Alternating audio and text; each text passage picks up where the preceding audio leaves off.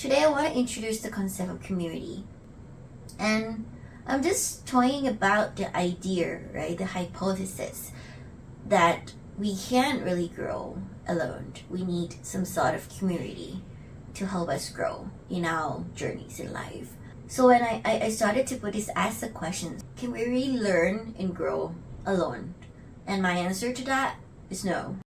In today's video, I want to share my journey with the communities that I've engaged with in the past 4 years and share with you how they have helped me grow and inviting you to start your own journey as well as join me in on the upcoming communities events that I'll be attending. I sort of get the first exposure or experiences engaging with a community when my Agile coach, my coach and my friends, Victor, he said to me like a few years back, I think it was in 2020, that you should try to connect with the local Agile community. That was 2020. So we worked in the same company for some times and then we part ways. He left first and then I left after. It comes the time when I feel like I used to be able to talk to him, like, because we used to have this small community as a practitioner while we are in the same company, and now that he's already back in Singapore and I'm like separated from all of my ex-co-worker, like how do I find that community where I can talk about my practice, my journey, that's my cat meowing, and everything. Yeah, so I heed his advice and then I took on to join some of the events that our local Agile community called Agile 66. They host 2 annual events per year, so I get to join in both of the events. That was a lot of learning, because there will be like speakers who are further along their Scrum Mastery and Agile path. They were sharing about the experiences. Some are more educational, some are more experiential, so there's a bunch of that. But then the other part that I wasn't really expecting is to be listened to by someone who are somewhat in similar paths in life and in that professional journey. So I feel really like listened to.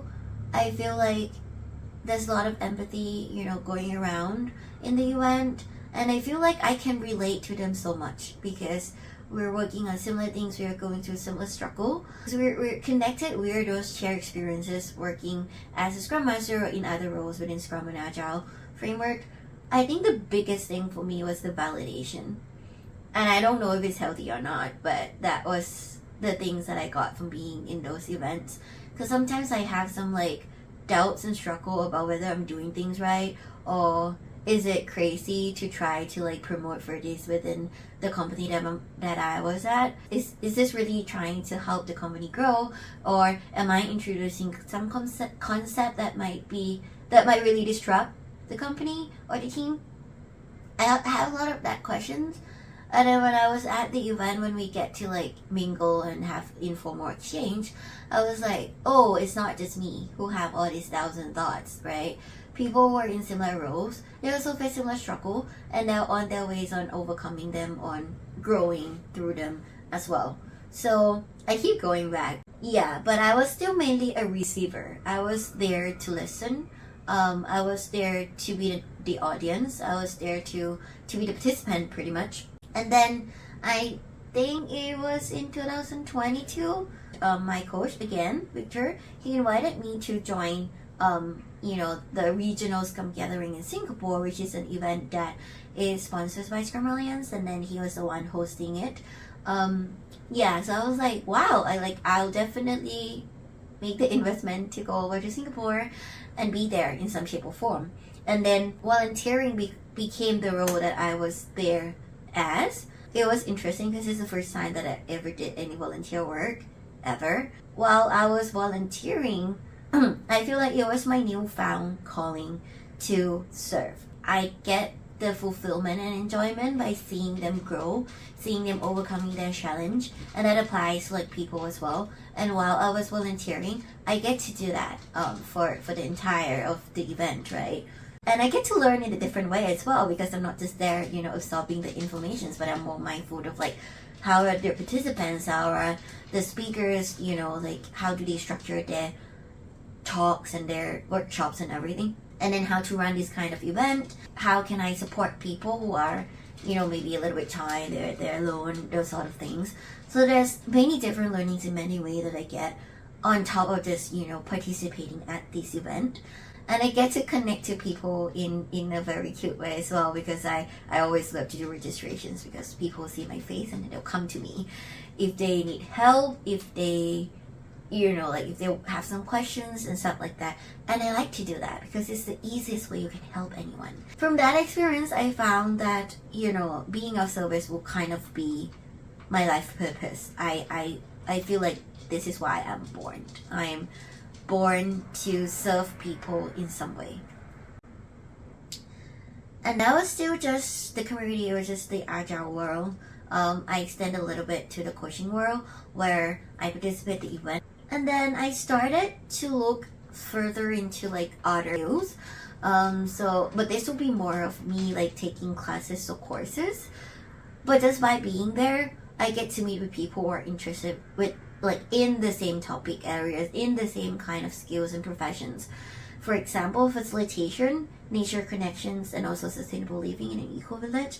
So when I put myself into these places, I know I'll find someone who is passionate about the same things that I am.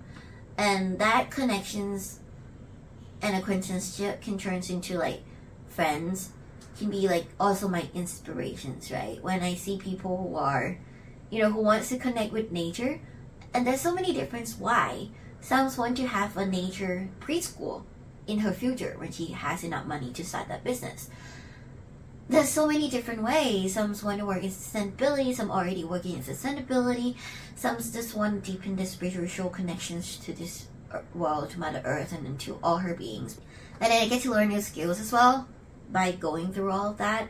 And it really, helps to shape and expand my worldview by a lot. I wasn't stuck in this, professional world, and then there's coaching, and there's Scrum Master, there's Agile. I want to highlight Gaia Ashram. Is an eco-village and intentional community situated in Udon Thani, northeastern of Thailand. I was there to volunteer for 2 weeks because I want to really understand how that intentional community types work, because I was more in the, learning and professional kind of communities before. And my wheels of community is really expanded because it's not just human, because we live in such a natural, dense space. I have to shower with frogs almost every day. If I went to an outdoor shower, I'll have some bees to accompany me. It's not just human being living in community. You can have a community also with the other species and living things. The circle of friends actually is own kind of community as well. I realize is that I have that. It's not just I need to go to an event to have someone to talk to. I can talk to my friends. And it got me to really think about, ex-colleagues as well. We bonded at work, and then we become one another's support circle and support system, long after we left the company, or we're still friends and stuff like that. So my colleagues, my ex-colleagues, are so a kind of community I can lean onto as well. And I would say any group of any form where there are some shared goal of coexisting, or maybe not even a share. Maybe for example, we all have our own goals going to this eco-village and the intentional community, Gaia Ashram, right? But then, we're just there together in a space and time where we just need to be there for us to progress in our goals in life as well. So it's any form of human or non-human connecting of some sort, and that's how I would define community in my own words. And that all this exposure and experiences with different kinds of community has really shaped me to be who I am today. I'm from the city, so I never really have that childhood neighborhood friends ever. So that concept of community was strange for me, and I'm so glad that I find it again at this age, at this point in my life right now. So that really inspired me to create this space here. I really want to create a space of some sort to allow people to like talk about growing, because I think growing is hard. It's painful to grow. There's a lot of crying, there's a lot of tears, a lot of sweat, right, growing. And I feel like doing it alone is so much harder, and doing it together is so much more meaningful. Even though I'm not able to help you guys reduce the pain you need to go through to grow, but at least having someone to talk about that pain with, or maybe share the pain with if you're doing something together, all that connections, or that being able to relate, or that coexisting, or that helping, or that supporting is what makes pain beautiful for me, and it what makes growing like meaningful and unforgettable, I would say. So that's why I really want to create this space. So if you're here until this point, I thank you, and I hope that we get to support one another in our growth journey. To sum this up, community is important for growing, being, connecting, and maybe just being human being.